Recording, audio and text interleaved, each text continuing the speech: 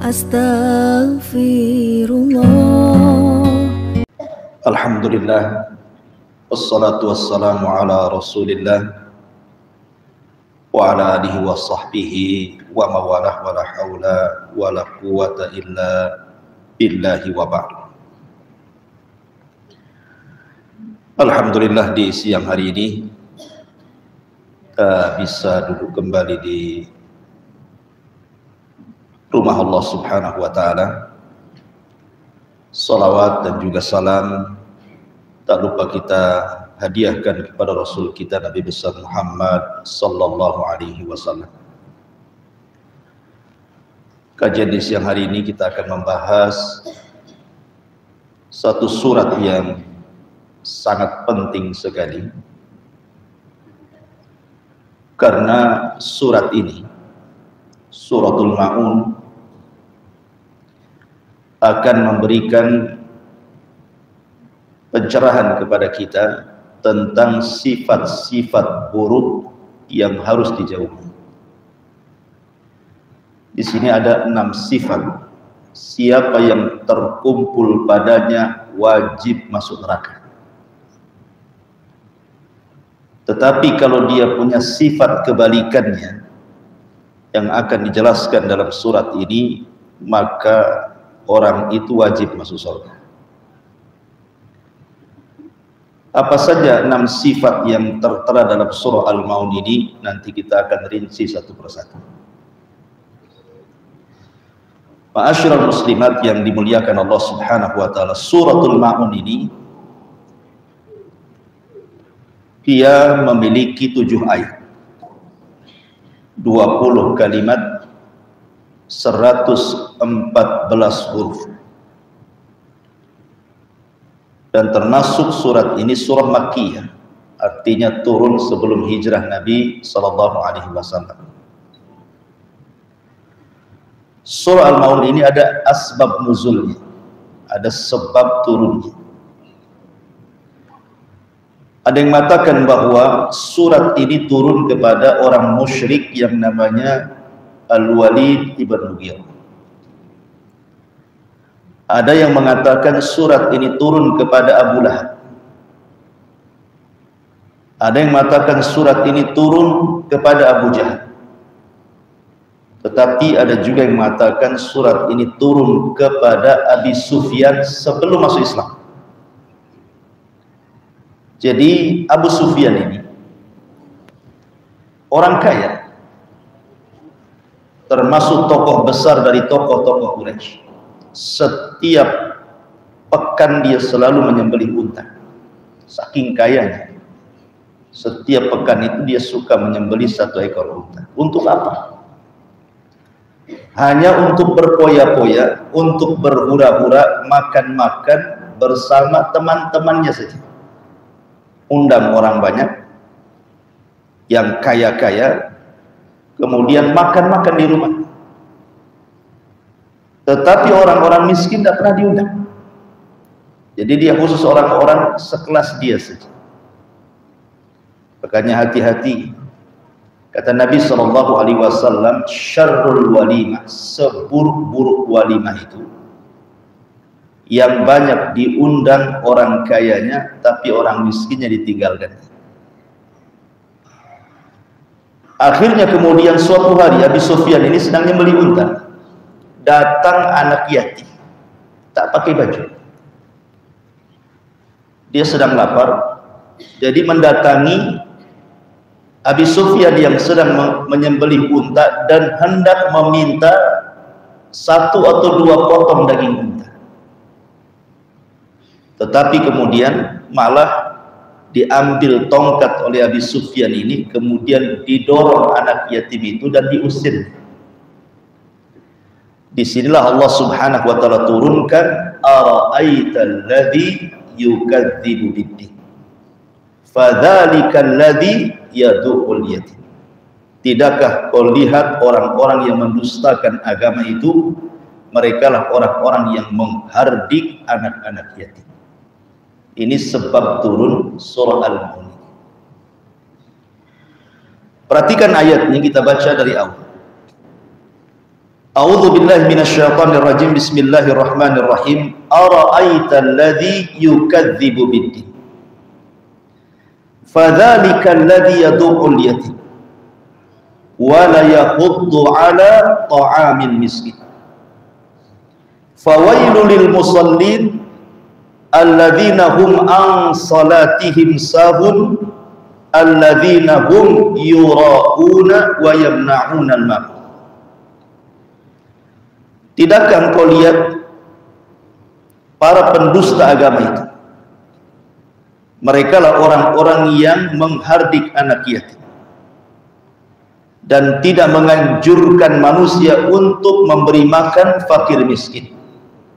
Celakalah bagi orang-orang yang sholat, orang-orang yang dalam sholat mereka lalaikan, dan orang-orang yang mereka melakukan riya dan mencegah al-ma'un, memberikan sesuatu yang dipinjam oleh tetangganya. Tadi saya sudah katakan dalam surat ini ada 6 dosa, 6 sifat buruk yang merupakan perbuatan dosa. Kalau terkumpul pada ibu, wajib masuk neraka ibu.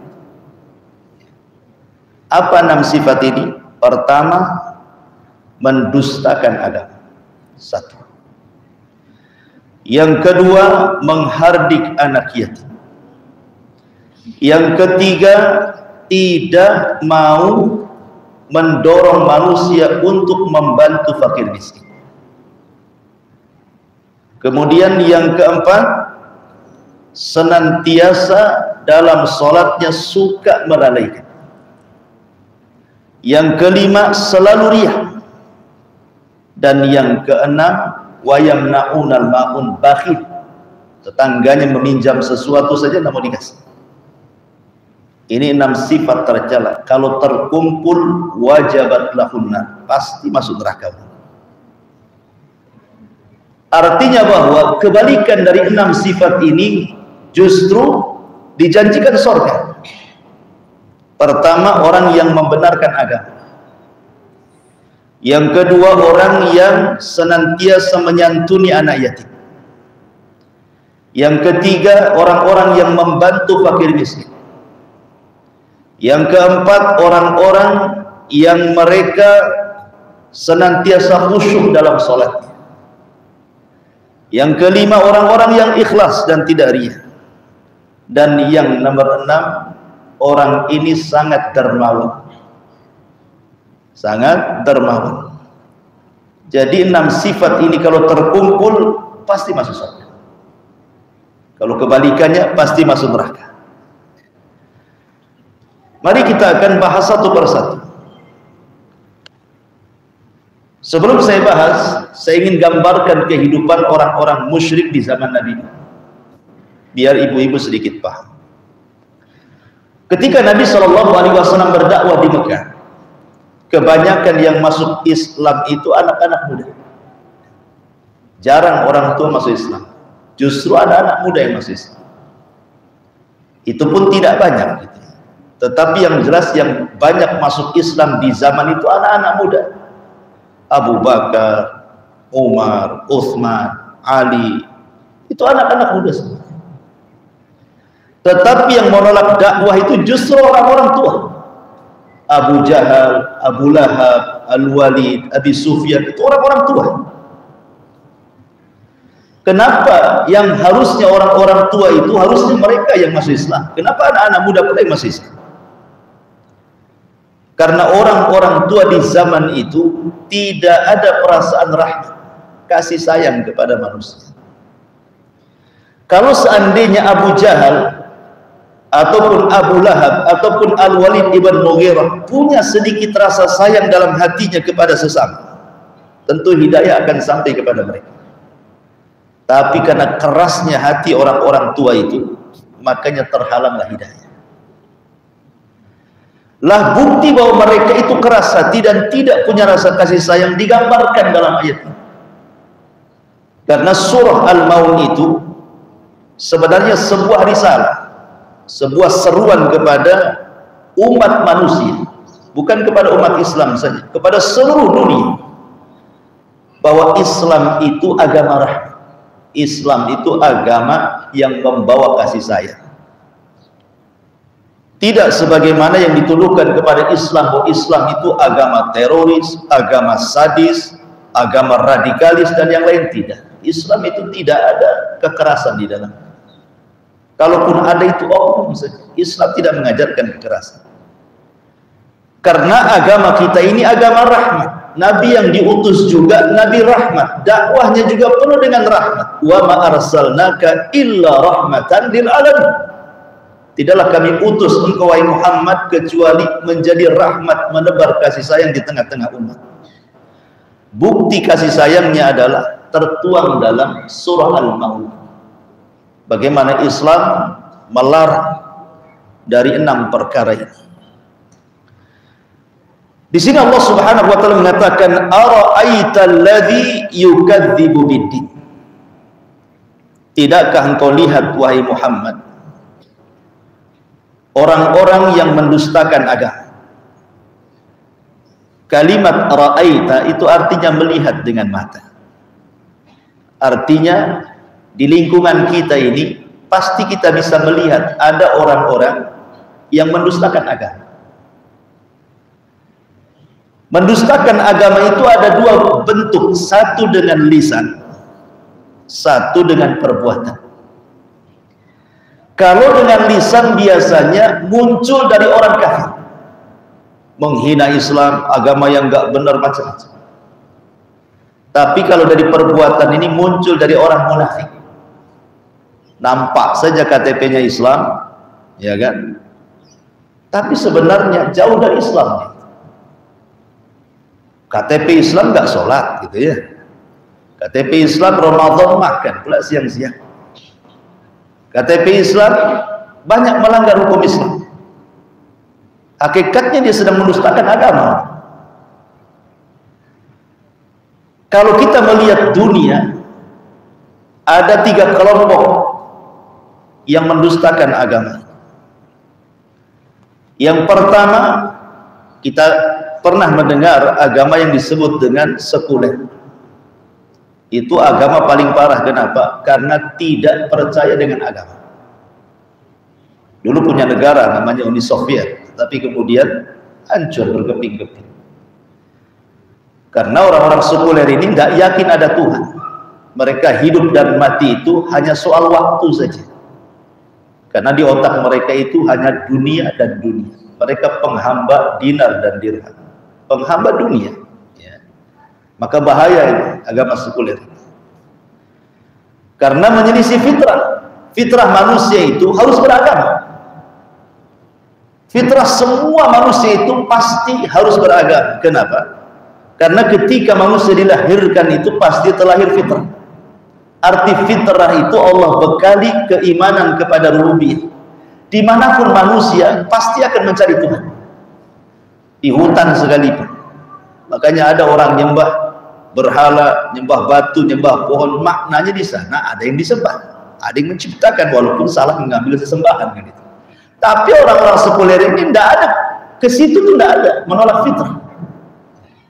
Ini satu. Kemudian yang kedua dan yang ketiga, yang kedua disebut ahlu kitab. Disebut ahlu kitab, dan ahlu kitab itu terdiri dari 2 agama, Yahudi dan Nasrani. Itu disebut ahlu kitab. Yahudi dan Nasrani ini sebenarnya tahu tentang kebenaran Islam itu, bukan tidak tahu. Karena Nabi SAW itu sifat-sifatnya tertulis di Taurat dan Injil. Mereka tahu. Contoh nih, di zaman Nabi ada seorang yang bernama Huyai ibn Akhtab. Huyai ibn Akhtab ini sebenarnya orang tua dari Sofia. Sofia itu istri Nabi, tetapi bapaknya Yahudi. Namanya Huyai ibn Akhtab. Sofia bercerita, jadi ketika Rasul hijrah dari Mekah ke Madinah, kemudian singgah di Bani Amr ibn Auf di Kuba, Huyai ibn Akhtab ini mengajak saudaranya namanya Abu Yasir. Kata Huyai, wahai Abu Yasir, yuk kita lihat orang yang ngaku Nabi itu benar atau Nabi kaleng-kaleng. Berangkatlah si Abu Yasir dengan Huyai bin Akhtab ini dari rumahnya menuju Kubah, ingin mengintai Nabi. Dari pagi sampai sore itu diintai Nabi itu. Dicocokkan sifat-sifatnya dengan apa yang mereka baca dalam Taurat dan Injil. Rupanya cocok. Pulanglah keduanya dengan lumlai. Berangkatnya semangat, pulangnya lemas. Jadi kata Abu Yasir kepada Huyai ibn Akhtab itu, "Huwa. Apakah betul dia Nabi yang dicantumkan dalam kitab-kitab kita ini?" Kata Huyai ibn Akhtab, "Iya, betul. Persis seperti sifat-sifat yang dicantumkan dalam Taurat dan Injil." Kata Abu Yasir kepada Huyai ibn Akhtab, "Apakah kita harus mengikuti dia? Kalau memang dia sudah cocok sifat-sifatnya, apakah kita harus mengikuti dia?" Dilihat bagaimana hasadnya orang Yahudi. Kata Huyai ibn Akhtab, "Demi Allah, selama nyawa di kandung badan, aku akan memusuhi dia sampai aku mati." Bukannya beriman, malah bersumpah untuk memusuhi dia sampai mati. Kenapa? Karena orang Yahudi itu, mereka hasad kenapa Nabi diutus dari orang Arab. Kenapa tidak dari Bani Israel, dari turunan mereka. Sementara mereka berperang di masa jahiliyah, suka perang melawan orang Arab, seolah-olah kenapa Nabi muncul dari musuhnya begitu. Makanya sejak itu Yahudi tidak ada yang beriman kecuali sedikit di Madinah. Sampai hari ini orang Yahudi itu mereka menyembunyikan kebenaran, mereka mendustakan agama yang benar. Nasrani juga sama. Orang-orang Nasrani tidak meyakini adanya kerasulan kita, apalagi kitab Al-Quran. Mereka enggak meyakini. Makanya kenapa Al-Quran mencap Yahudi dan Nasrani itu dengan kafir, mereka para pendusta agama. Ini yang kedua. Yang ketiga, orang-orang musyrik. Orang-orang musyrik yang ma'ruf kalau di negara kita ada Hindu, Buddha dan yang semacamnya yang menyembah-nyembah berhala, maka kita istilahkan dalam agama kita itu disebut musyrik. Karena mereka menyembah berhala, tidak meyakini agama kita. Mereka juga para pendusta agama. Lah, di sini Allah Subhanahu wa taala mengatakan, "Ara'aita yukadzibu bid-din." Tidakkah kau lihat para pendusta agama itu? Kalimat ad-din ini di dalam Al-Qur'an memiliki 3 makna. Pertama, maksud ad-din itu maksudnya Islam. Berarti kalau maknanya Islam, kalau diartikan secara bahasa Indonesia, tidakkah kau lihat orang-orang yang mendustakan Islam? Ini satu penafsiran. Ada yang mengatakan makna din itu artinya hukum Allah. Berarti tidakkah kau lihat orang-orang yang mereka mendustakan hukum-hukum Allah? Dan yang terakhir, makna din itu artinya al-jaza wal hisab, kehidupan setelah kematian. Bahwa nanti kita akan dibangkitkan, bahwa nanti kita akan dihisab, bahwa nanti kita akan ditimbang dan begitu seterusnya, termasuk surga neraka. Ya. Jadi ada orang-orang yang tidak yakin ada kehidupan dari kematian setelah kematian itu. Itulah makna din. Seperti Allah mengatakan Maliki Yaumuddin, Raja hari pembalasan, Allah Subhanahu wa taala. Tiga-tiganya masuk pada ayat ini. Jadi orang yang mengingkari Islam berarti mendustakan agama. Orang yang mengingkari hukum-hukum Allah berarti mendustakan agama. Dan orang yang mengingkari ada kehidupan setelah kematian, dia pun mendustakan agama. Itu maknanya ara'aital ladzi yukadzibu bid-din. Kita lihat bahwa dampak orang yang mengingkari agama, maka Allah akan cabut rahmat di hatinya. Karena setelahnya Allah Subhanahu wa taala mengatakan fadzalikal ladzi yad'ul yatim. Orang kalau sudah mendustakan agama, maka keras hatinya. Ketika keras hatinya tidak ada rasa kasih sayang. Ketika tidak ada rasa kasih sayang, dia enggak peduli dengan orang. Makanya berakhir dengan apa? Yad'ul yatim. Dia mulai menghardik anak yatim. Nabi Shallallahu alaihi wasallam itu terlahir yatim. Ketika dia di kandungan ibundanya Aminah, bapaknya sudah meninggal. Ketika brojol saja dia tidak tahu siapa bapaknya, muka bapaknya kayak apa dia tidak tahu. Dan itulah seyatim yatimnya anak yatim, ketika di kandungan ayahnya meninggal. Jadi Nabi SAW itu anak yatim. Tetapi yatimnya Rasul tentu berbeda dengan anak-anak yatim yang lainnya. Karena Allah Subhanahu wa taala berfirman, "Wa wajadaka yatiman fa'awa." Dan Allah dapati engkau Muhammad dalam kondisi yatim, kemudian Allah pelihara. Walaupun Rasul tidak punya ayah, tetap dia terpelihara dari tangan ke tangan. Ya kan? Kecil-kecil sudah berada di rumah Halimah Sa'diyah. Kemudian 6 tahun dikembalikan kepada ibundanya. Ibundanya meninggal, kemudian di usia 6 tahun jatuh ke tangan kakeknya Abdul Muthalib. Ketika 2 tahun di kakeknya Abdul Muthalib meninggal, di usia 8 tahun jatuh ke tangan Abu Thalib paman. Jadi Allah Subhanahu wa taala merawat Rasul. Setelah Rasul sallallahu alaihi wasallam kemudian besar dan menikah, Allah jodohkan dengan wanita solehah kaya raya Khadijah. Jadi Nabi sallallahu alaihi wasallam banyak diberikan nikmat oleh Allah Azza wa Jalla. Makanya kemudian Allah Subhanahu wa taala ingatkan kepada Nabi sallallahu alaihi wasallam, "Dulu engkau yatim wahai Muhammad. Kemudian aku rawat dirimu." Maka Allah katakan, fa'ammal yatima fala taqhar. Karena engkau dulu pernah yatim, kalau ada anak yatim jangan kau hadir. Lah di sini Allah mengatakan, fadzalika alladzi yad'ul yatim. Siapa yatim itu? Yatim itu artinya anak yang ditinggal mati bapaknya. Itu disebut yatim dalam bahasa Arab. Kalau orang Indonesia ditambah, kalau ibunya yang meninggal disebut piatu, gitu ya orang Indonesia. Kalau orang Arab nggak ada. Orang Arab itu taunya yatim saja. Piatu itu bahasa Indonesia. Kenapa kemudian kalau seandainya ada anak ditinggal meninggal ibunya dan bapaknya masih hidup tidak dikatakan yatim, sementara ketika kemudian anaknya ini ditinggal meninggal bapaknya dan ibunya masih hidup dikatakan yatim? Apa bedanya ibu dengan bapak di sini? Sebagian ulama mengatakan karena begini, seorang bapak itu kalau dia baik gitu ya, maka dia akan bertanggung jawab dengan anaknya. Ketika sudah tidak ada, maka anak itu susah mendapatkan perlindungan dari ibu. Umumnya begini, kalau ada janda punya anak, suaminya meninggal, kemudian menikah lagi dengan laki-laki.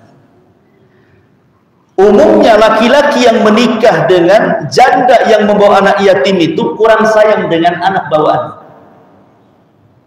Kurang sayang. Beda kalau seandainya ada seorang duda punya anak, nikah dengan seorang wanita, umumnya wanita itu sayang dengan anak bawaannya. Seperti itu. Kecuali kalau memang si janda ini mendapatkan laki-laki soleh, lain ceritanya. Insya Allah maka dia akan sayang juga dengan anak bawaannya kan? Tapi umumnya tidak demikian. Bahkan tak jarang kemudian dimusuhi anaknya, ataupun sampai dia hardik, atau mungkin sampai diusir. Dan itu banyak kejadian. Sementara ibu tidak bisa melindungi dari suami barunya kan? Lain kalau bapak, pamannya istrinya barunya nggak sayang dengan anaknya, dia bisa ceraikan, nikah lagi kan gitu. Disitulah kenapa kemudian anak yang ditinggal meninggal ayah itu lebih dikatakan anak yatim dibandingkan kalau dia punya ayah tidak punya ibu, karena bapak bisa melindungi. Makanya kenapa Islam itu ketika mendefinisikan yatim adalah anak yang ditinggal mati oleh ayahnya. Ada juga yang memperluas, anak yatim itu tidak mesti ditinggal mati oleh bapaknya. Bisa juga mungkin ibu dengan bapaknya bercerai, kemudian suaminya nikah lagi dengan orang, anaknya ikut ibunya, tidak tanggung jawab. Itu juga masuk kategori anak yatim. Ini punya bapak, cerai dengan ibunya, kemudian entah berantah bapaknya kemana, atau mungkin ada tapi tidak bertanggung jawab sama sekali. Padahal dalam Islam, Bu, perceraian itu itu hanya berpisah antara suami dan istri saja, tidak memisahkan antara bapak dan anak. Karena tidak ada mantan anak. Kalau mantan istri ada mantan anak, itu mantan anak saya gitu. Darah daging dia kok dibilang mantan, kan enggak. Jadi perceraian itu kan hanya terputus akad saja sebenarnya, bukan memisahkan bapak dengan anak. Tanggung jawab bapak dengan anak itu walaupun sudah cerai dengan istrinya, itu tidak ada bedanya. Baik ketika dia belum bercerai ataupun sudah bercerai, sama saja tanggung jawab. Dalam Islam seperti itu. Tetapi kan banyak kemudian orang-orang tua, bapak-bapak yang sama sekali tidak punya akhlak gitu ya. Ketika sudah bercerai itu bukan hanya berpisah dengan mantannya, dengan anaknya pula diceraikan dia. Nggak mau ngirim, nggak mau tanggung jawab kan itu ya. Berarti tidak punya akal laki-laki seperti itu. Baik, ada juga yang mengembangkan seperti itu. Jadi walaupun dia ada bapaknya tapi tidak bertanggung jawab atau pergi entah berantah, itu pun dikategorikan anak yatim. Bahkan terkadang anak yatim yang kedua, definisi yang kedua lebih parah dibandingkan definisi yang pertama. Kondisinya terkadang di lapangan seperti itu. Artinya begini, kalau ada anak bapaknya meninggal, terkadang masih punyalah dia warisan dari bapak. Kalau bapaknya pembisnis, punya rumah, punya mobil, masihlah anaknya dapat warisan bapak. Kalau ditinggal mati bapaknya. Yang jadi masalah tidak ditinggal mati bapaknya, tetapi bapaknya bercerai dengan ibunya, kemudian pergi, diambillah hartanya. Kemudian anak ini menjadi miskin dengan ibunya, kan dia tinggal lagi. Terkadang orang yang ditinggal pergi bapaknya lebih parah kondisinya dibandingkan yang bapaknya meninggal, karena dia dapat warisan masalahnya. Makanya itu juga termasuk, ada yang mengatakan itu juga anak yatim, harus ditolong juga. Oh jangan, itu kan anak yatim itu katanya, bapaknya masih ada, hidupnya susah, yatim juga. Karena yatim itu artinya tidak punya perlindungan dari bapaknya kan itu. Ma'asyiral muslimat yang dimuliakan Allah Azza wa Jalla, Nabi SAW mencontohkan bagaimana dia mengkafil anak yatim. Dulu ada seorang sahabat namanya Abu Salamah, punya istri namanya Ummu Salamah. Meninggallah Abu Salamah setelah perang Uhud, terluka, sakit, mati. Sedihlah Ummu Salamah. Setelah kemudian Ummu Salamah selesai di masa iddahnya, banyaklah sahabat-sahabat itu yang ganteng-ganteng, yang kaya-kaya, yang cerdas-cerdas melamar Ummu Salamah. Tapi semua ditolak. Tidak ada yang diterima Ummu Salamah. Kenapa alasan Ummu Salamah menolak laki-laki padahal yang ganteng banyak yang melamar dia, yang kaya banyak yang melamar dia, sahabat-sahabat senior yang melamar dia, ditolak semuanya. Alasannya apa? Kata Ummu Salamah, demi Allah tidak ada laki-laki yang lebih aku cintai daripada Abu Salamah. Cintanya mati sama Abu Salamah. Jadi ketika Abu Salamah meninggal, tidak ada lagi hatinya tertambat sama siapa. Lain dengan ibu-ibu. Kalau suaminya meninggal, bagus tinggal lagi bu ya. Tapi ini Ummu Salamah ini betul-betul cinta dengan Abu Salamah. Ketika meninggal Abu Salamah, Rasul datang. Ummu Salamah berdoalah kepada Allah. Quli Allahumma jurni fi musibati wa lufli khairan min zawji. Katakan wahai Ummu Salamah, ya Allah, berikanlah pahala akan musibah yang menimpaku dan berikanlah ganti yang terbaik daripada suami.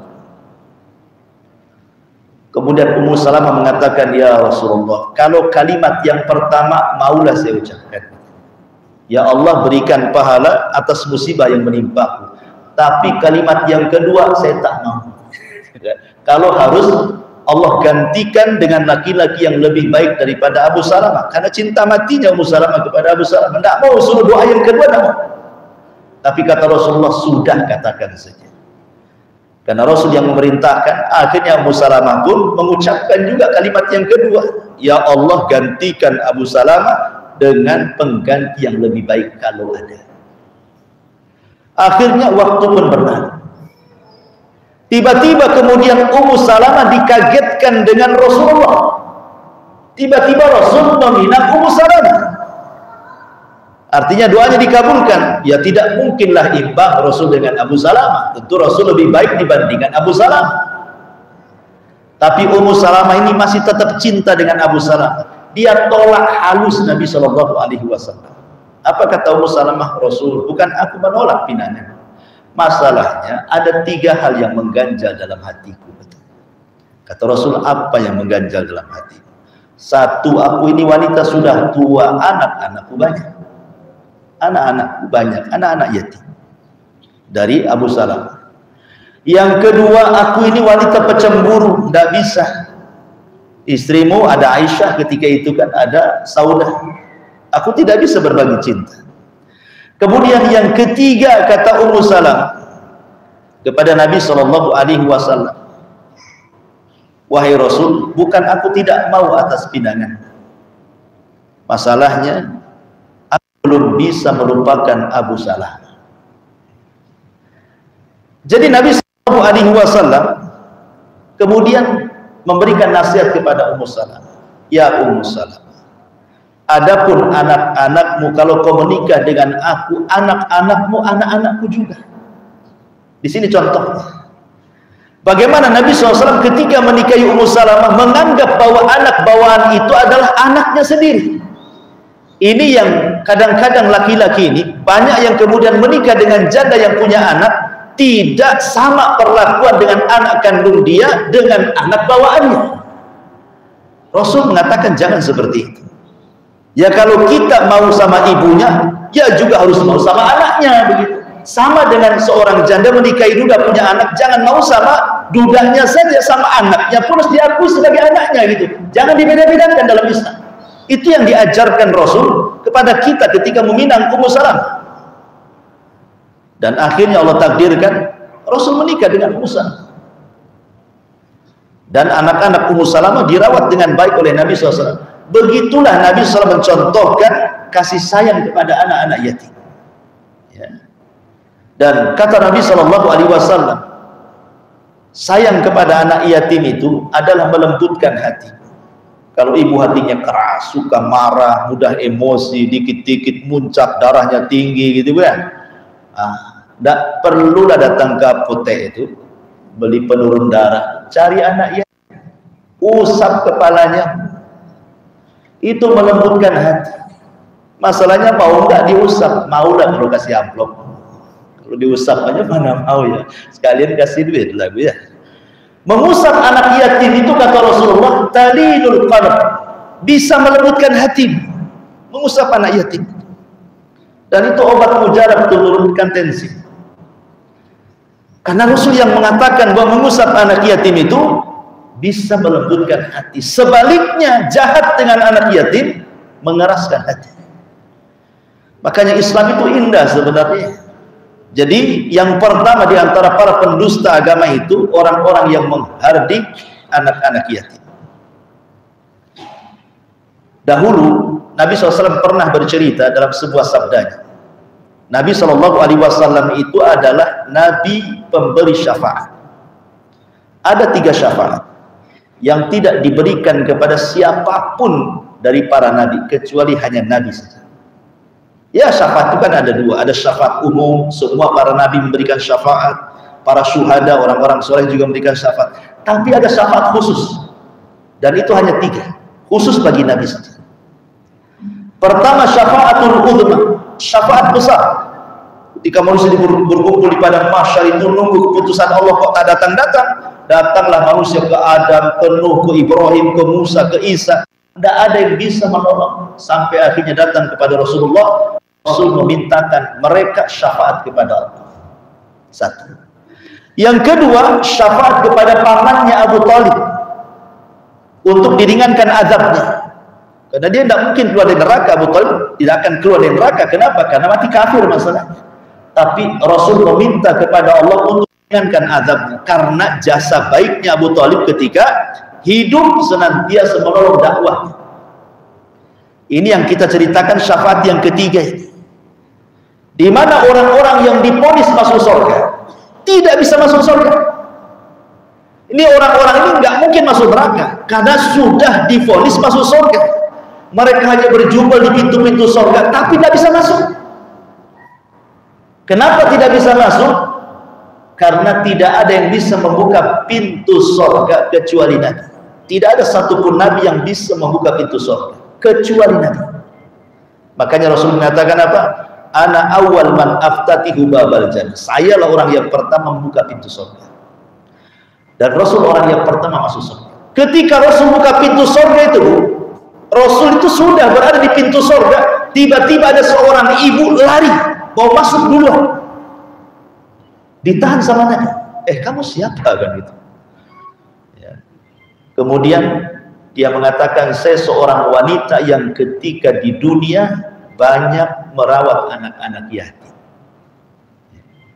Kata para ulama ketika berikan catatan hadis ini, riwayat ini, lihat bagaimana keutamaan mengkafil anak yatim. Sampai masuk surga berdua bersama Nabi di depan. Dari sini Nabi SAW mengatakan apa? Ana wa kafirul yatim fil jannati kahataini, kata Rasul gitu. Saya dan para pengkafil anak yatim di surga seperti ini, kata Rasul. Sambil menegakkan jari tengahnya dan telunjuknya kemudian dirapatkan. Seperti ini, kata Rasul. Itulah keutamaan orang-orang yang mengkafil anak yatim. Tapi mengkafil itu bukan setahun sekali. Bukan ke Ramadan, undang anak yatim ke rumah, kasih amplop satu-satu. Itu bukan mengkafil, itu sedekah.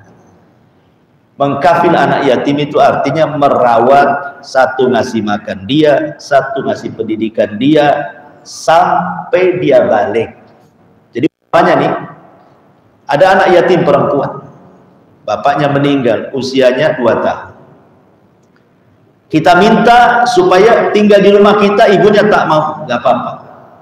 Tapi bilang sama ibunya, Bu, anak ibu saya tanggung sampai usia 9 tahun. Karena baliknya perempuan kan 9 tahun. Ya.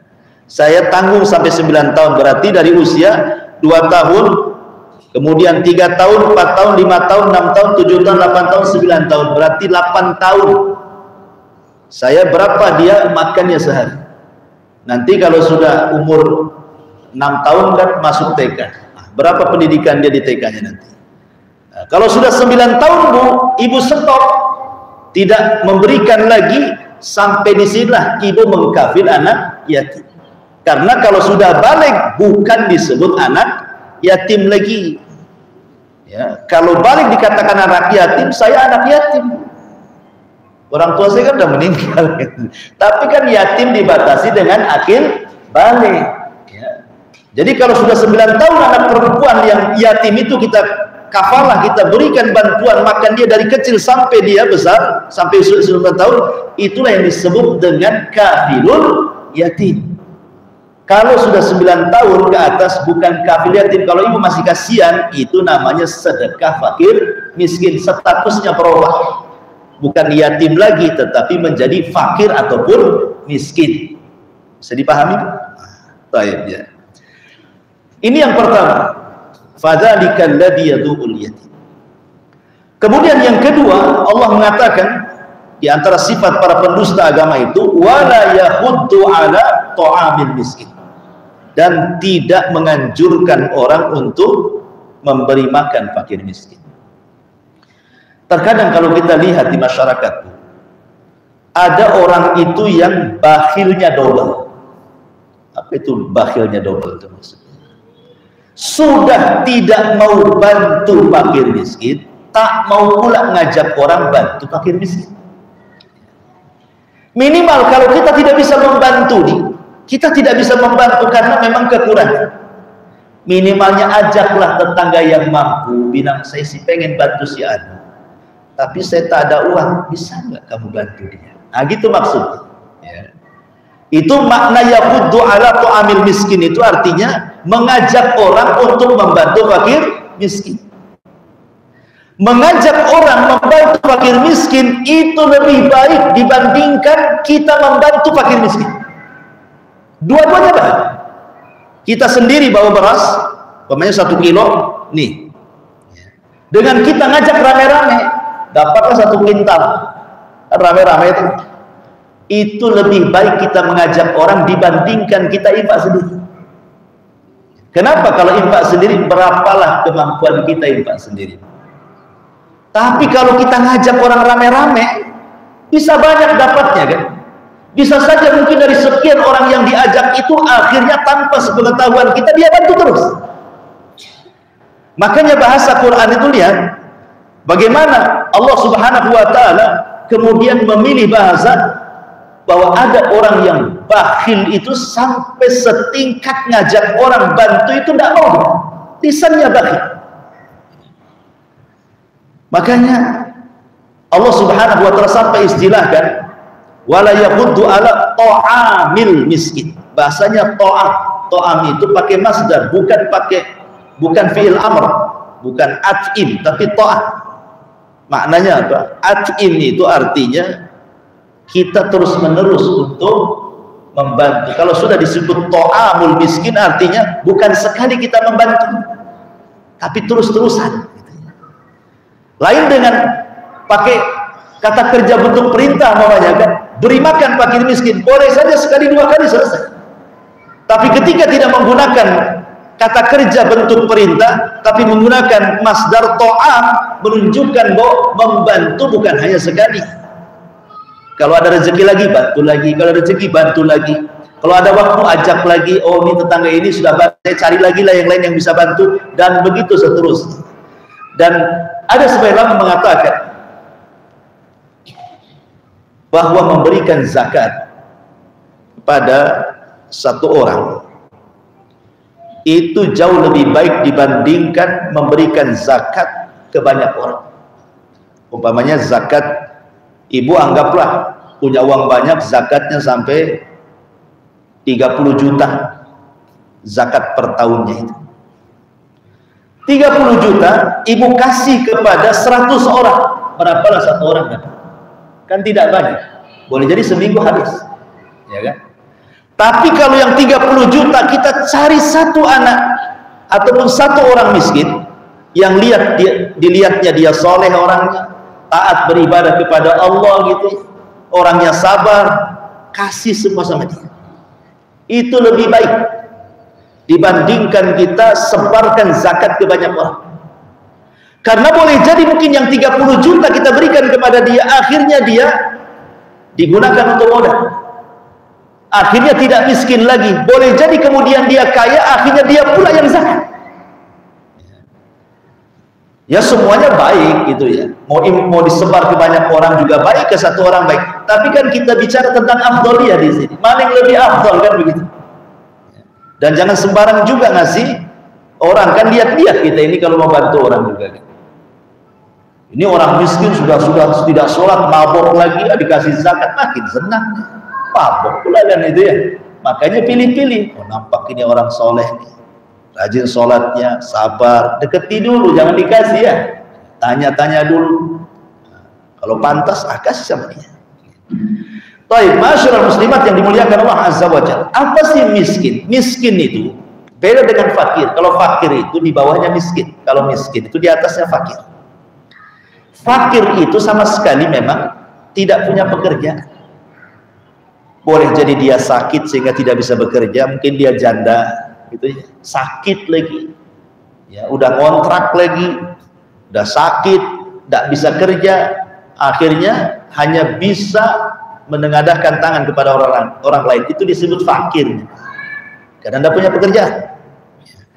Tapi kalau miskin ini punya pekerjaan tetapi tidak mencukupi, anak 10 ya kan, kerja jadi helper tukang, kadang masuk kadang tidak karena suka hujan.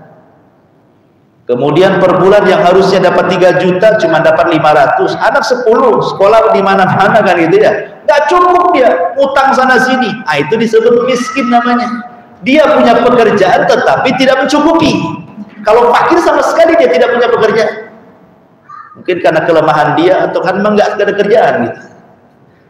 Tetapi tentu kalau definisi ini kita terang di hari ini ya, boleh jadi mungkin akan sulit gitu ya. Minimalnya kalaupun tidak seperti definisi ini, maka lihatlah di masyarakat itu sesuai dengan adat kebiasaan masyarakat. Oh, di lingkungan sini semua punya mobil, umpamanya kan. Oh, yang itu tak punya, pakai sepeda ontel. Oh, boleh jadi itu yang paling miskin. Nah, gitu loh ininya ya, cara melihatnya. Ya. Sebab kalau kita ngikutin definisi ini ya sulit sekali nyarinya nanti. Ya, jadi lihatlah kebiasaan. Oh, orang sini punya rumahnya besar-besar, ini kecil sendiri. Oh, jangan-jangan dia miskin, gitu lah maksudnya. Jadi pandangannya itu diglobalkan.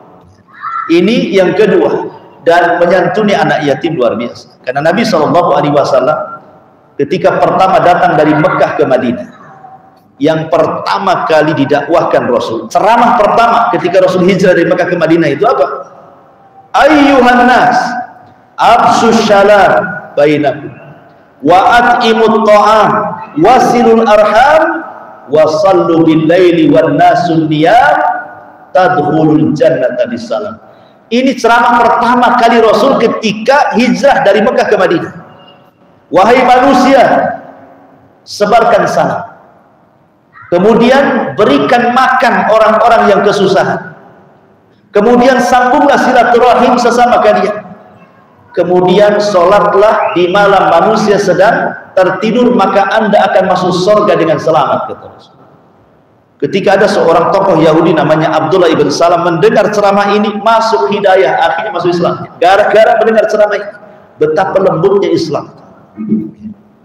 Ini yang kedua dari sifat-sifat orang-orang yang mendustakan agama. Kemudian yang ketiga, wala yahuddu ala ta'amil miskin fawailun lil musallin. Bu, kalau baca Quran lagi sholat, Bu, jangan titik sampai di sini kemudian ruku. Namanya gue lagi sholat nih, Allahu Akbar, baca Fatihah, baca pula setelah itu surah Al-Ma'un. Ketika sampai fawailul lil musallin, Allahu Akbar, ruku, Ibu. Jangan, ya, jangan titik sampai di sini. Bahaya. Sebab lihat artinya, celaka orang-orang yang sholat. Tiba-tiba ibu ruku, ibu mencela diri sendiri namanya. Ibu kan lagi sholat kan gitu ya. Tahu-tahu ibu mengatakan celaka orang sholat. Ibu lagi sholat, berhenti pula ayatnya sampai di sini. Kemudian ibu ruku, itu ibu mencela diri sendiri namanya. Senanglah orang-orang yang tidak sholat, karena tidak celaka kan. Maka jangan sampai di sini bacaannya. Lanjut, ya. Fawailul lil musallin alladzina hum an salatihim sahun. Boleh di situ ruku Allahu Akbar karena sudah sempurna maknanya. Itulah pentingnya kita memahami makna Quran itu, supaya jangan salah berhenti di situ. Baru setelah celakalah orang-orang yang sholat. Siapa orang yang sholat yang celaka itu? Orang yang suka melalaikan sholatnya. Baru ruku, itu sempurna maknanya. Berarti yang celaka ini bukan yang sholat, tetapi yang melalaikan sholat, itu maksud. Siapa orang yang melalaikan sholat? Pertanyaannya. Ulama tafsir mengatakan bahwa yang dimaksud orang yang melalaikan sholat itu adalah orang yang suka mengakhir-akhirkan waktu sholat. Dia tidak pernah disiplin. Pokoknya diakhir-akhirkan. Kalau zuhur itu maunya 2:30, gitu ya. Asar itu 5:30. Maghrib nanti 6:30. Nanti isya 6:30, gitu ya. Jadi dibuat setengah-setengah, ya dapat setengah lah pahalanya ya. Intinya bahwa orang yang suka mengakhir-akhirkan, kenapa? Karena biasanya orang kalau sudah sholatnya diakhir-akhirkan, jarang khusyuk. Zuhur 2:30 bapaknya kan. Ini 2:30 ibu belum sholat, contoh. Sholat lah Bu, masih waktu, masih ada setengah jam. Akhirnya terus berjalan tuh detik itu, sampai ke menit. Tinggal 10 menit, sibuk lah. Oh, mau habis waktunya. Wudhunya sudah tergesa-gesa, kan itu. Sholatnya seperti ayam lapar dikasih beras. Si matu saja cepat kali patuannya. Bacaannya pun nggak jelas yang dibaca. Tahu-tahu salam saja. Kadang-kadang saking cepatnya lupa berapa rakaat, baru 2 rakaat dah salam gitu. Jadi kadang-kadang orang kalau sudah diakhir-akhirkan Bu, itu dijamin tidak akan khusyuk. Makanya celaka orang sholat kayak gini. Allah mengatakan fawailul lil musallin, celaka orang yang sholat yang suka mengakhir-akhirkan waktu. Ada juga yang mengatakan termasuk juga orang-orang yang tidak peduli dengan sholatnya. Dia sholat tapi tidak peduli dengan sholatnya, tidak peduli dengan gerakannya, tidak peduli dengan bacaannya, tidak peduli dengan khusyuk tumakninahnya, yang penting sholat. Itu juga masuk melalaikan. Makanya kenapa kemudian kebalikan daripada orang yang melalaikan adalah orang yang khusyuk. Ya. Di sini ada beberapa poin, ada sekitar 10 poin saya baca secara singkat tentang sebab khusyuk sholat supaya jangan melalaikan sholat. Saya baca secara singkat. Yang pertama, husnul isti'dad li sholat. Perbaiki persiapan ibu untuk sholat, termasuk memperbaiki wudhu. Kalau wudhunya asal-asalan, sholatnya jadi asal-asalan. Bukankah yang menentukan sah dan tidaknya sholat itu wudhu? Berarti wudhunya perbaiki, jangan asal-asalan. Betul-betul perbaiki wudhunya. Kemudian perbaiki tempat sholatnya. Ya. Kalau bisa di rumah itu ada satu ruangan yang bersih, taruhlah saja ada di situ. Ini enggak. Hari ini sholat di dapur, besok di ruang tamu, besok lagi mana mau sholatnya, Bu? Kok loncat-loncat musolanya kan? Ya. Kalau bisa itu di rumah, nggak apa-apa, rumah kan nggak harus besar, ya. Kecil pun dapat Pak. Tapi ada satu ruangan itu yang memang bersih di situ. Taruhlah sajadah, anggaplah itu mihrab ibu di situ, jangan dipindah-pindah, supaya khusyuk di situ. Sebab kalau pindah-pindah Bu, nanti ketika sholat itu Bu, pemandangannya beda-beda. Di dapur tengok bawah, di sholatnya masalah. Ruang tengah centang perenang itunya ya, meja kursi, kepikiran nantinya. Jadi perbaiki sebelum sholat itu kita harus perbaiki tempat sholat kita, ya kan, bersih tidaknya, najis tidaknya, kotor tidaknya, wudhunya juga diperbaiki, termasuk pakaian yang kita pakai juga. Jangan pula ibu masak pakai baju itu, sholat juga pakai baju itu, ke pasar pakai baju itu ya. Jadi kalau bisa memang dipersiapkan, ini baju untuk sholat, kena bahasa kitanya ya. Baik, kemudian yang kedua, at-tuma'ninatu wa adamul isra. Tuma'ninah dalam sholat dan jangan tergesa-gesa. Tuma'ninah dalam sholat dan jangan tergesa-gesa. Yaitulah dampak dari mengakhirkan waktu sholat, akhirnya tergesa-gesa.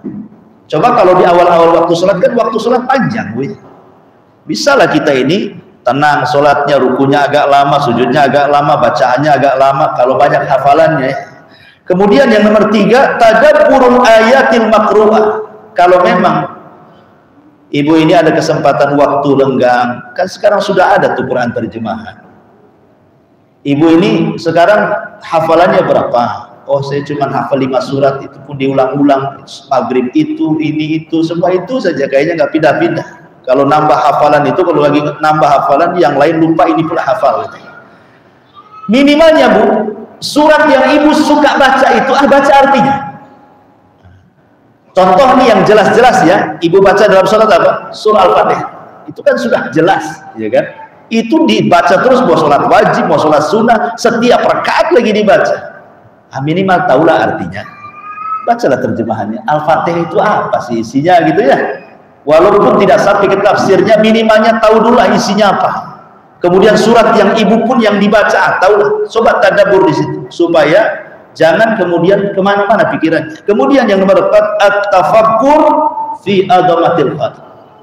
Coba berpikir bahwa sholat itu Bu, hakikatnya kita sedang dialog dengan Allah Azza wa Jalla. Sholat itu tempat berjumpanya kita dengan Allah. Kita berjumpa dengan Allah berapa kali? 4 kali. 2 di dunia, 2 di akhirat. 2 di dunia, 1 saat sholat. Itulah kita sedang berjumpa dengan Allah. Makanya Allah mengatakan dalam Al-Quran, sholat itu berat.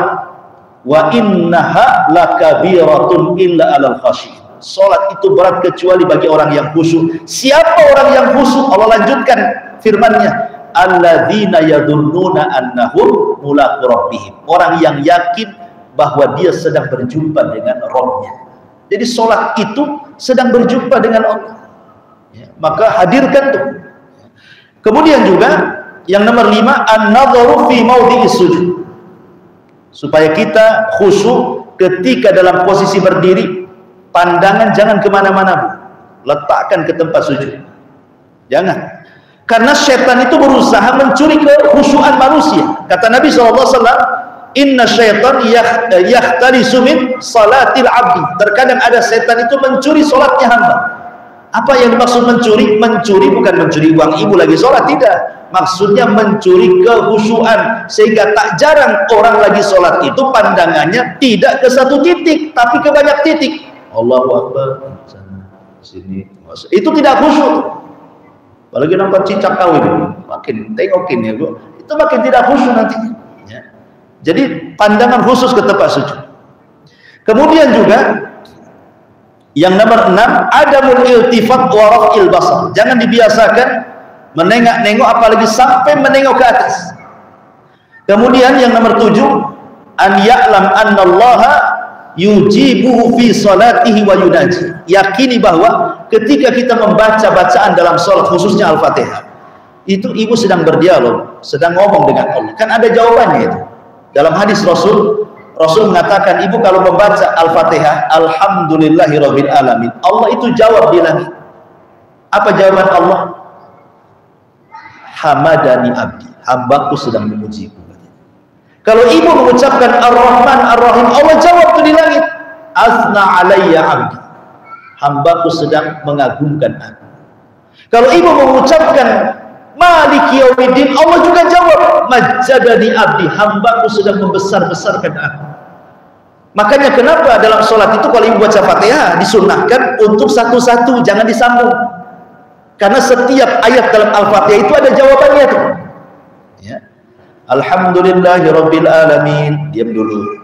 Ar-Rahmanir Rahim, diam dulu. Karena itu ada jawaban di situ. Itu disebut tartil nanti. Setiap ayat berhenti, lah hakikatnya kalau ibu sedang berdialog itu, maka tentu kan tidak mungkin lah ibu berdialog dengan, anggaplah siap di sinilah wali kota datang ke rumah, ibu ngomong sama wali kota, hati-hati ngomongnya kan, beradab kali dengan wali kota, padahal di sana ada Tuhan yang menciptakan wali kota. Tak ada adabnya kadang-kadang kita ya. Jadi kita seolah-olah sedang berjumpa dengan Allah, sedang munajat dengan Allah, insya Allah itu khusyuk akan datang di sini. Kemudian yang nomor 8, tartilul Quran wa tahsinus saut bihi, berusaha untuk mentartilkan bacaan Quran dan membaguskan bacaannya. Kemudian yang nomor 9, izalatu ma yushghilu anis salat, buang semua yang bisa mengganggu salat ya. Pamannya ibu dari pasar lagi pegang dompet, jangan taruh di depan Bu ya, depan, Allahu Akbar, tengokin dompetnya, kapan lah itu penuh isinya, nanti kan kebayang jadinya ya. Jadi apapun, tah kunci, tah apa ya, jangan diletakkan di depan. Meletakkan kunci itu mubah Bu, cuma kalau mengganggu sholat jadi makruh jadinya. Kalau bisa dihindari, termasuk juga sajadah Bu, kalau beli sajadah itu cari yang polos-polos saja supaya jangan ganggu ya. Kalau sajadah sekarang kan macam-macam tuh gambarnya Bu ya, ada gambar masjid, menaranya banyak di situ, nanti kebayang tuh, oh, ini enggak pandai ini yang ngukir, menaranya satunya kok tinggi sebelah. Jadi nanti kebayang Bu ya, kalau bisa cari yang polos-polos kan nggak kegambar jadinya, nggak komentar kepada gambar itu. Jadi ini juga penting ya. Kemudian ya termasuk juga kalau ngajari anak-anak gitu kan, sama juga, jangan kamu pakai kaos yang ada apa namanya tulisan-tulisannya, nanti terbaca pula sampai di belakang, rupanya kaos partai pula. Kemudian yang nomor 10, alla yusalli wa qad ghalabahun nu'as wa huwa hakim. Kalau ibu ngantuk sekali Bu, jangan dipaksakan sholat. Kata Rasulullah, jangan dipaksakan sholat. Kalau ngantuk tidurkan sebentar. Nanti kalau ngantuk ketiduran yang dibaca aneh-aneh nanti ya. Nah, ini juga 10 perkara kalau bisa, inilah diantara sebab-sebab khususnya sholat ya. Sebab-sebab yang lain banyak, maksud sebab-sebab luar, salah satunya memakan yang haram itu nggak akan khusus sholat. Orang kalau makan makanan yang haram nggak akan khusus sholat. Orang yang habis maksiat kemudian sholat nggak akan khusus sholat.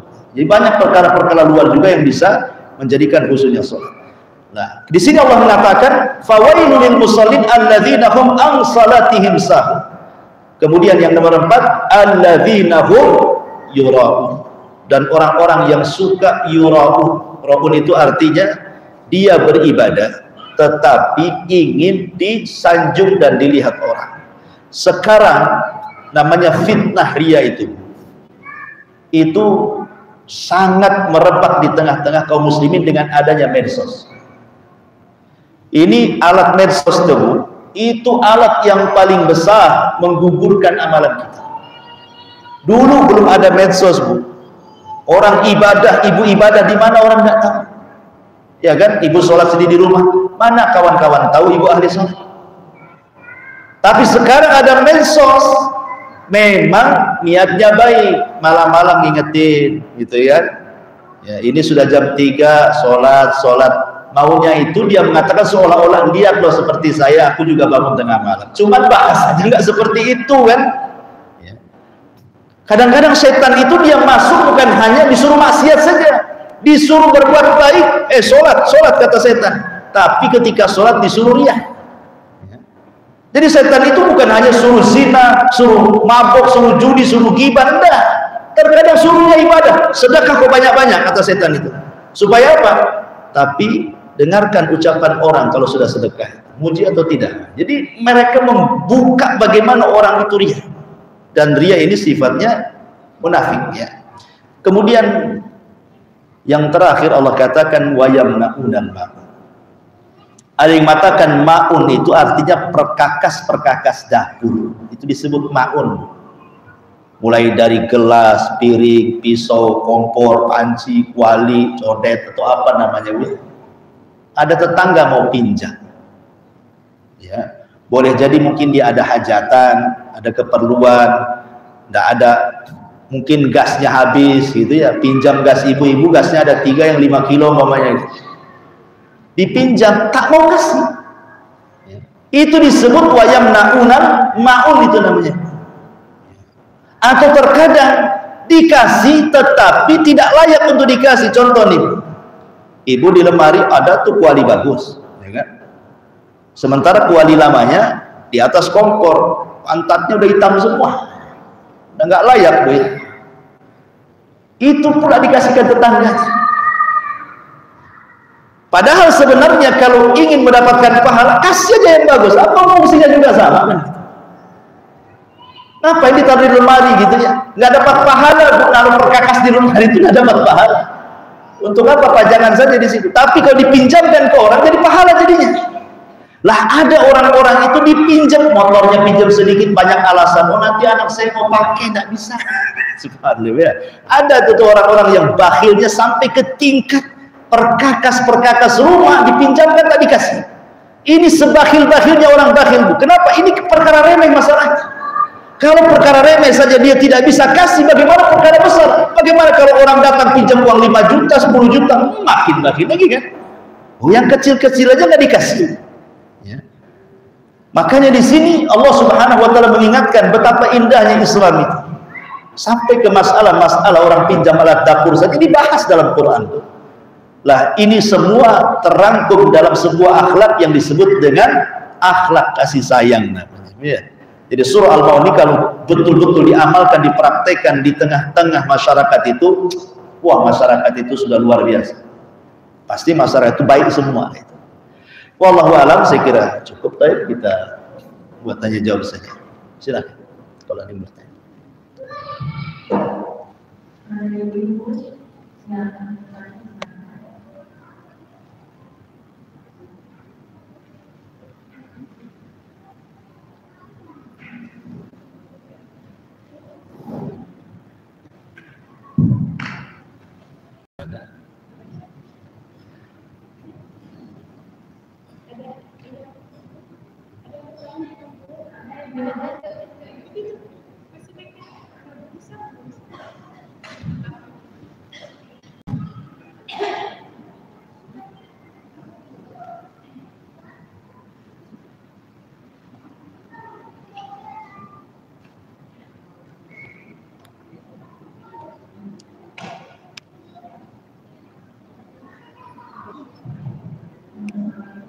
Waalaikumsalam.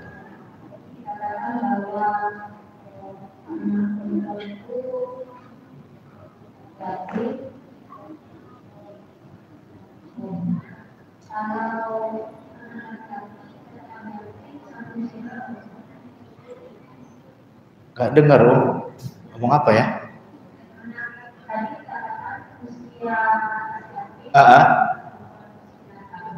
Sampai balik. Anak laki-laki sampai 15 tahun balik. Tadi kan saya contohkan anak perempuan ya, 9 tahun. Kalau laki-laki 15 tahun.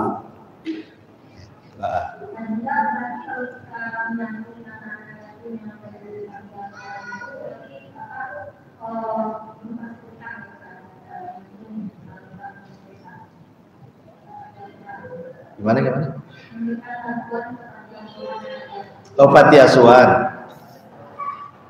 Panti asuhan itu, kalau kita kasih sumbangan ke panti asuhan yang memang, lihat kan, panti asuhan ini kan kadang-kadang yang sudah balik ada di situ.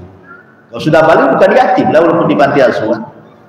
Sudah 9 tahun, itu sudah statusnya kalau dia memang susah, bukan yatim lagi, boleh jadi miskin ataupun fakir gitu. Statusnya beda. Tapi kalau dia di bawah 15 tahun kalau laki-laki atau di bawah 9 tahun kalau perempuan, kalau kita kasih bantuan, berarti memberi bantuan kepada anak yatim. Tapi kalau hanya sekali 2 kali kasih bantuan kepada asuhan, itu bukan kafil namanya. Kita kan cerita mengkafil. Mengkafil itu menggabungkan anak yatim ke anak kita, itu disebut kafil. Seolah-olah anak kita gitu, sampai dia balik. Jadi selama anggaplah 10 tahun ataupun 13 tahun saya yang nanggung dia kehidupannya, walaupun dia tidak satu rumah dengan kita, walaupun dia mungkin tetangga kita, hidup sama ibunya, tetapi kita tiap bulan kita kasih duit. Umpamanya jatah makan dia 1 bulan berapa gitu, oh 1,5 juta, pokoknya sampai 14 tahun tiap bulan saya kasih 1,5 juta. Nah gitu ya, itu termasuk uang sakit dia, uang makan dia, uangnya. Setelah kemudian sudah 14 tahun, udah masuk 15 tahun anak laki-laki, atau kalau anak perempuan 9 tahun, ibu sempat tuh. Nah, itu ibu sudah dapat pahala mengkafil anak yatim. Ibu akan berdua bersama Rasul di surga. Ya. Tapi kalau hanya sekali-kali, setahun sekali, itu bukan mengkafil, itu namanya sedekah, itu namanya. Ya dapat pahala jelas, nah, mungkin dapat pahala. Cuman tidak sebesar kafil, karena mengkafil itu besar pahala, besar sekali. Coba bayangkan juga, kita ini bukan sahabat Nabi, tidak hidup di masa Nabi. Kita ini berjauhan dengan Nabi itu 14 abad yang silam, sudah nggak ketemu berapa generasi. Tiba-tiba kita bersama Nabi di surga seperti ini, coba ya. Ini apa nggak besar pahalanya? Orang saja pengen berjumpa dengan Nabi di zaman itu, para sahabat cintanya dengan Nabi luar biasa. Makanya kenapa besarnya pahala juga disesuaikan dengan besarnya pengorbanan gitu maksudnya kan. Ini kan berkorban kan. Tapi insya Allah jangan dikira kalau umpamanya kita mengkafir anak yatim dengan tiap bulan kita kasih 1 juta, 2,5 juta sampai dia balik, berarti harta kita habis. Tidak, Allah ganti harta itu ya. Mana qasamin mali sedekah, karena harta yang disedekahkan gak mungkin kurang, asal yakin saja ya. Kalau tidak yakin ya begitulah. Kalau paradigmanya sekuler ya kan, ya iyalah kita kasih 1,5 juta hilang, 1,5 juta di rekening. Tapi kalau paradigma Quran terbalik, kalau kita kasih 1,5 juta Allah lipatkan 700 kali lipat. Itu kalau paradigmanya Quran ya, paradigma Islam. Ya kalau sekuler iyalah, kalau penyembah harta ya harta hilang pula di dompet gitu. Jadi kita orang Islam harus yakin, dan sudah banyak tuh Bu. Karena begini Bu ya, anak yatim ini kalau kita mengkafil atau berbuat baik kepada mereka, itu bisa mentarbiah anak-anak kita dan bisa mentarbiah masyarakat. Maksudnya gimana? Jadi kalau kita ini berbuat baik kepada anak yatim, ini hari ini kita berbuat baik kepada anak yatim, mungkin kita tidak bisa sampai ke kafil lah ya, ya karena kita belum sanggup ya, tapi minimalnya entah beberapa bulan sekali kita kasih bantuan ya kan, entah berapa ya, sekemampuan kita lah bantu. Nanti kalau Allah Subhanahu wa ta'ala takdirkan kita wafat, maka anak-anak kita itu dijaga malaikat ya, dijaga malaikat sebagai bentuk kita berbuat baik kepada anak yatim. Maka sebagai balasannya Allah jaga anak-anak kita setelah kematian kita. Itu sebenarnya mentarbiah anak-anak juga. Ketika kita lembut kepada anak yatim, nanti anak-anak itu lembut sama kita. Itu maksudnya. Itulah namanya al-jaza min jinsil amal. Namanya balasan itu disesuaikan dengan perbuatan. Boleh jadi mungkin anak-anak kita keras, kurang ajar sama orang tua karena kita juga tidak punya kasihan sama anak yatim, orang fakir miskin. Kemudian yang kedua, bisa membantu tarbiyah masyarakat. Sebab begini, kalau anak yatim dibiarkan dengan keyatimannya, tidak ada orang yang memberikan kasih sayang, nanti dia hidup menjadi orang jahat sehingga dendam sama orang. Itu yang dikhawatirkan, akhirnya jadi maling, jadi rampok, jadi kan kasihan gitu. Karena dia berpikir dia dendam sama manusia, nggak ada yang bantu dia kan gitu. Sehingga sini tumbuh akhlaknya jelek jadinya. Kalau sudah jelek jadi orang jahat nanti, rusak nanti masyarakat. Jadi itu tarbiyah kepada dalam rumah, tarbiyah juga kepada masyarakat. Jadi Islam itu memang indah gitu. Dia memperbaiki semua lini baik dalam rumah atau di luar rumah. Salah satunya ya tadi mentarbiyah anak yatim supaya jangan ada kerusakan. Di rumah tidak rusak, di luar rumah pun tidak rusak. Nah, itulah faedahnya. Wallahu a'lam.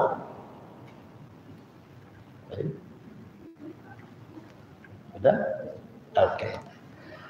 Ya, alhamdulillah, mudah-mudahan kajian di siang hari ini bermanfaat. Berdoa kepada Allah Subhanahu wa taala semoga Allah Subhanahu wa taala memberikan keistiqomahan kepada kita.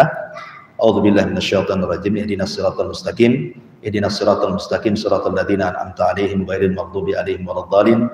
Allahumma nas'alukal jannah wa ma qarraba ilayha min qawli wa amal wa na'udzubika min sakhatika wan nar. Allahumma arinal haqqa haqqan warzuqna ittiba'ah wa arinal batila batila warzuqna ijtinabah. Allahumma waffiqna ilal khair, Allahumma waffiqna ila sunnati nabiyyina Muhammadin sallallahu alaihi wasallam.